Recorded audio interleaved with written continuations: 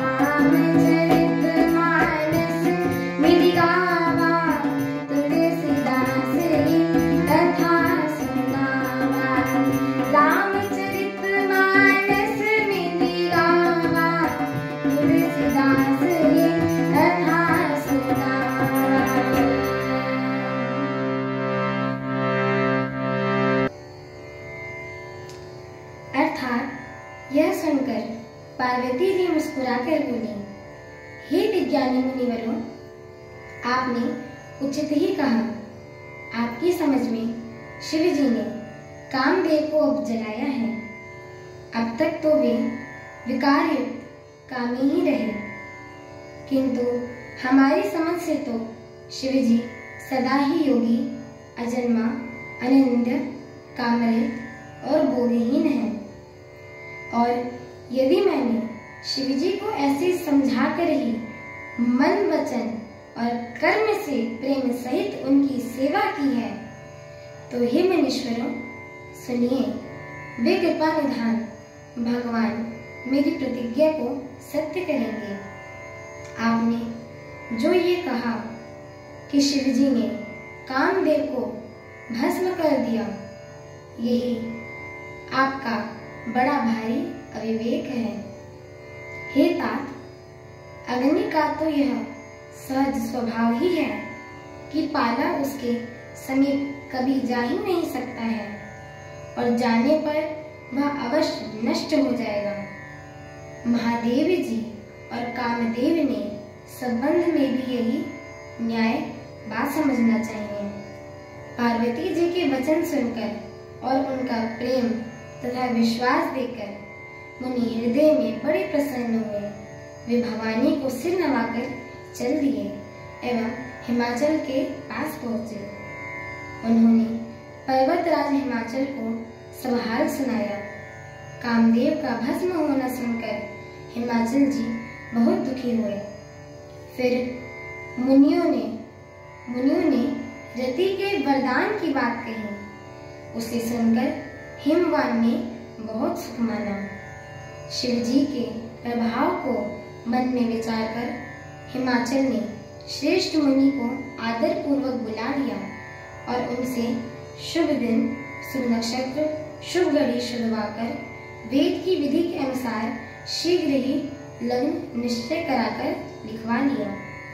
फिर हिमाचल ने वह लग्न पत्रिका सप्त ऋषियों को दे दी और चरण पकड़कर उनकी विनती की। उन्होंने जाकर वह लग्न पत्रिका ब्रह्मा जी को दी। उसको पढ़ते समय उनके हृदय में प्रेम समाता न था। ब्रह्मा जी ने लग्न पढ़कर सबको सुनाया। उसे सुनकर सब मुनि और देवताओं का सारा समाज हर्षित हो गया। आकाश से फूलों की वर्षा होने लगी, बाजे बजने लगे और दसों दिशाओं में मंगल कलश सजा दिए गए। सब देवता अपने भांति भांति के वाहन और विमान सजाने लगे। कल्याणप्रद मंगल शकुन होने लगे और अप्सराएं गान करने लगी। जय श्री राम। अगर आप सभी को मेरी कथा अच्छी लगी तो कृपया मेरे चैनल को लाइक, शेयर, सब्सक्राइब एवं कमेंट अवश्य करें। जाके सुमिरन तीर नासा, नाम शत्रुघ्न वेद प्रकाशा। अब जैसा कि आप सभी लोग जानते हैं कि हमारे भारत पर कितना बड़ा संकट उतर आया है। इस चौपाई का अर्थ भी यही कहता है कि इस चौपाई को जो भी व्यक्ति, जो भी मनुष्य इसका प्रतिदिन सुमिरन करता है तो उसका दुश्मन, उसके दुश्मन का नाश ही नहीं सर्वनाश हो जाता है।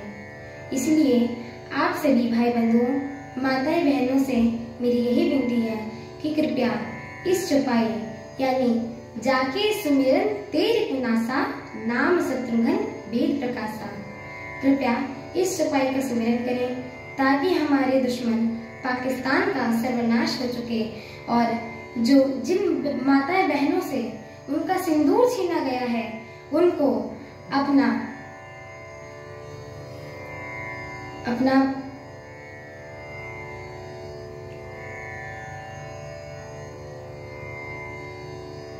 अवश्य मिले। जय श्री राम।